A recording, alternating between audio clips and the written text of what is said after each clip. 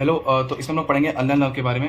देखिए, जो ulnar nerve है ये एक्जिला में अराइज होती है from the medial cord of brachial plexus, ठीक। और इसके रूट वैल्यू होती है C8 to T1। देखें, बाकी की जो दोनों नर्व होती हैं, रेडियल नर्व और मीडियल नर्व, उनकी रूट वैल्यू होती है C5 से T1 पूरा। लेकिन ये छोटी सी नर्व होती है अल्नर नर्व, तो इसकी रूट वैल्यू होती है C8 से T1, ठीक। पहला पॉइंट कवर हो गया। नेक्स्ट पॉइंट पे आते हैं। देखिए, इसको हम लोग बोलते हैं म्यूजिशियंस नाउ। देखिए, जो हम लोग की हैंड की इंट्रिंसिक मसल होती है, हैंड में हम लोग के बहुत सारी छोटी छोटी मसल्स होती हैं। तो जितनी भी हैंड की इंटीग्रेट मसल्स होती है, इंटीग्रेट का मतलब होता है जो बहुत बारीक काम करें, ठीक है, उन सारी मसल्स को ये सप्लाई करती है अल्नर नर्व। तो जो म्यूजिशियंस होते हैं ना, आपको मालूम होगा कि जो गिटारिस्ट होते हैं, जो पियानो बजाते हैं, तो उनको बहुत ध्यान से अपनी फिंगर्स को कंट्रोल करना पड़ता है, वरना पूरी की पूरी जो धुन होती है वो चेंज हो जाती है।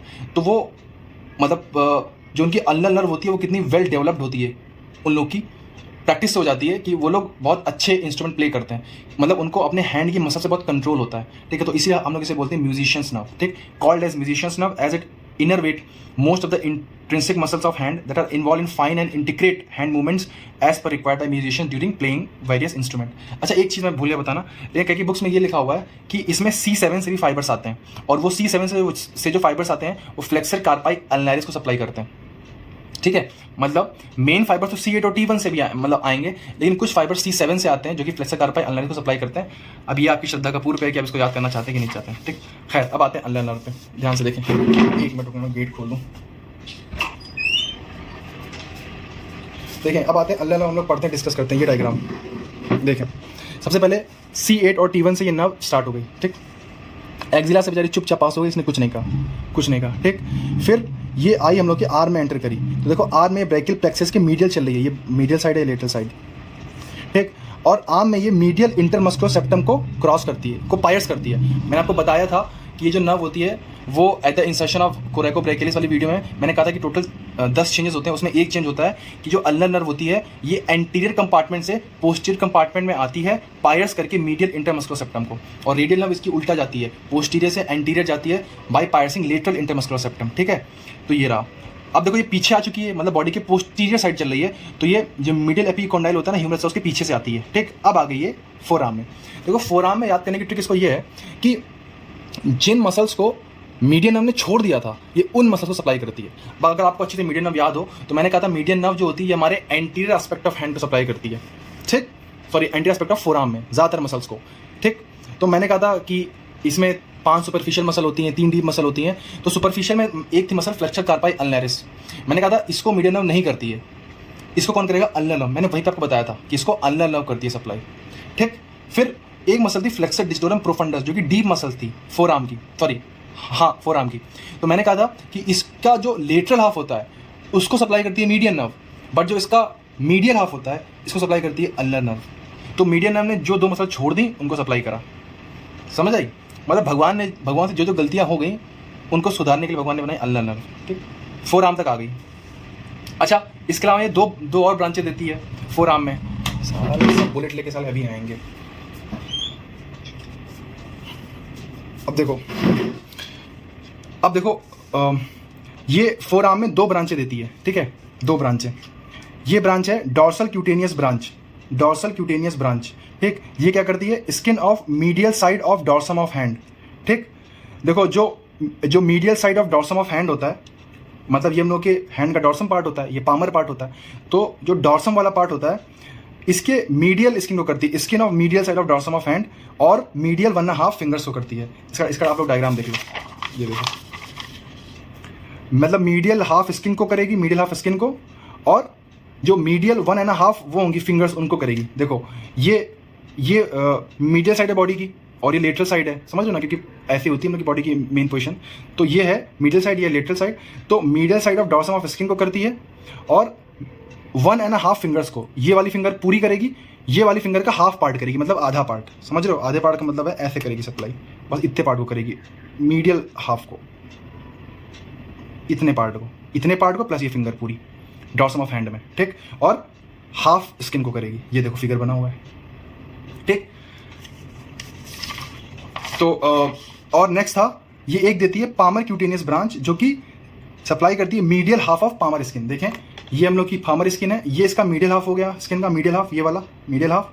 तो ये medial half of palmar skin को करती है, ये वाली ब्रांच। अभी मैंने फिंगर्स की बात नहीं करी है, जो डॉर्सम पे थी वो एक ही ब्रांच फिंगर्स प्लस स्किन दोनों को कर रही थी, लेकिन यहाँ पे जो इसकी ये होती है पामर क्यूटेनस ब्रांच, वो सिर्फ पामर स्किन के मिडिल हाफ को करती है, ठीक।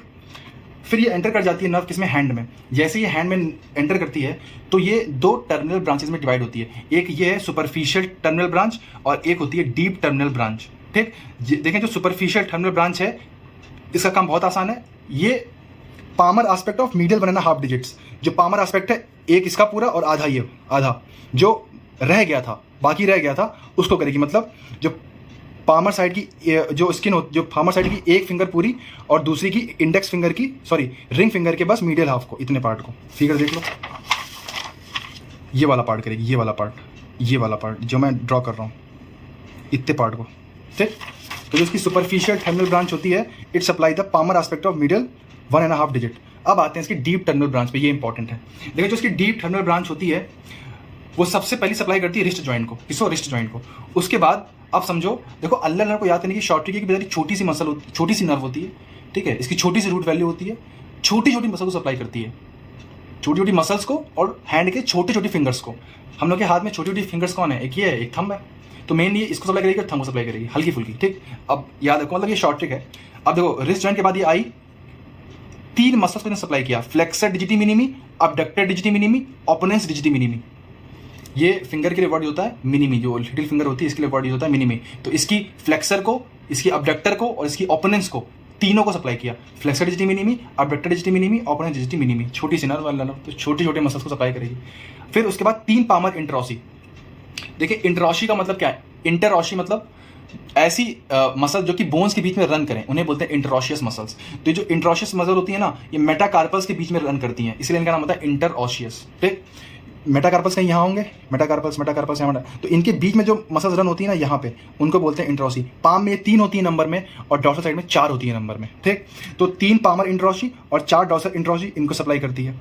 इसके अलावा लंब्राइकल्स, देखो मीडियन नर्व में 2 लंब्राइकल्स हो गया था, फर्स्ट और सेकंड लंब्राइकल्स को, तो जो बाकी के लंब्राइकल्स रह गए थर्ड एंड फोर्थ, उनको करती है अल्नर नर्व। मतलब जो 2 मीडियन लंब्राइकल्स हैं उनको कौन करेगा, अल्नर नर्व करेगी, ठीक। इसके अलावा एक मसल होती है फ्लेक्सर पॉलिसिस ब्रेविस। अब ये एक ओकेशनली मसल होती है, मतलब कुछ इंडिविजुअल्स में इसको सप्लाई करती है अल्नर नर्व, कुछ में नहीं करती है। तो लिखोगे तो काम चल जाएगा, नहीं लिखोगे तब तो कोई बात नहीं है। फ्लेक्सर पॉलिसिस ब्रेविस, ठीक है, चाहो तो याद करो, चाहो तो ना। नेक्स्ट है अडक्टर पॉलिसिस, ये याद करना बहुत इंपॉर्टेंट है। ये अडक्टर पॉलिसिस को सप्लाई करती है, मतलब थंब का जो अडक्शन है, अडक्शन वो करवाती है, अडक्शन थंब का, ठीक। ये हो गया अल्नर नर्व। क्या था अल्नर नर्व, कुछ नहीं था भाई। अगर हम सोचो CAT1 से आई, ठीक, इसने कुछ खास काम ना एक्जिला में किया, बस आर्म में इसने क्या किया, वही एंटीरियर से पोस्टीरियर में आ गई, ठीक। फिर फ्लेक्सर कार्पल एनालाइज को किया, जिसको मीडियन नर्व ने छोड़ दिया था, फ्लेक्सर डिजिटोरम प्रोफंडस के मिडिल हाफ को किया। फिर इसने 2 ब्रांचें दी, एक ब्रांच ने डॉर्सल पार्ट के स्किन प्लस इसको दोनों को कर दिया और एक ब्रांच ने सिर्फ पामर की स्किन को किया। फिर जैसे हैंड वेंडर हुई, 2 ब्रांचें दी, सुपरफिशियल टर्मिनल ब्रांच उसने इसको और इसको किया, और जो डीप टर्मिनल ब्रांच थी उसने किया wrist joint, flexor digiti minimi, abductor digiti minimi, opponens digiti minimi, 3 palmar interossei, 4 dorsal interossei, 2 medial lumbrical जो कि छोड़े थे मीडियन नर्व ने। ये मीडियन नर्व के छोड़े हुए कामों को करती है ये नर्व, हल्का फुल्का ये ध्यान रखते हैं इसकी शॉर्ट ट्रिक, ठीक। और अडक्टर पॉलिसिस मसल को करती है, ठीक। ये थी हम लोग की अल्नर नर्व। अब देखो इसका क्लिनिकल जो है वो इंपॉर्टेंट कुछ खास है नहीं, बस एक इसका टेस्ट होता है अल्नर नर्व का, उसे बोलते हैं फॉर्मेंट साइन। देखो इसमें हम लोग क्या करते हैं, अगर किसी पेशेंट की अल्नर नर्व डैमेज है ना, तो उस पेशेंट को बुलाते हैं, बोलो आओ, ठीक। वो पेशेंट आता है, फिर उससे बोला जाता है बेटा काम करो कि तुम इस पेपर को पकड़ो, ठीक, और इस पेपर को तुम्हें पकड़ना है अपने थंब और इंडेक्स फिंगर के बीच में। तो उसने पेपर को ऐसे पकड़ लिया, ठीक, ऐसे पकड़ लिया। अब ये पेपर फिर खींचते हैं, ये पेपर फिर खींचते हैं ऐसे। अब अगर देखो मैंने कहा था ना कि अडक्टर पॉलिसिस को सप्लाई करती है, अडक्टर पॉलिसिस को, तो अगर उसका ये वाली मसल ठीक होगी, अगर उसकी अल्नर नर्व डैमेज नहीं होगी, तो इस पेपर को होल्ड कर लेगा, क्योंकि थंब को अडक्ट करेगा, खूब तेजी से थंब को ऐसे अडक्ट करेगा बॉडी की। तो जब वो डॉक्टर इसको खींचेंगे इस पेपर को, तो ये पेपर उसके हाथ से नहीं खींचेगा, ठीक। तो फॉर्मेंस टेस्ट नेगेटिव।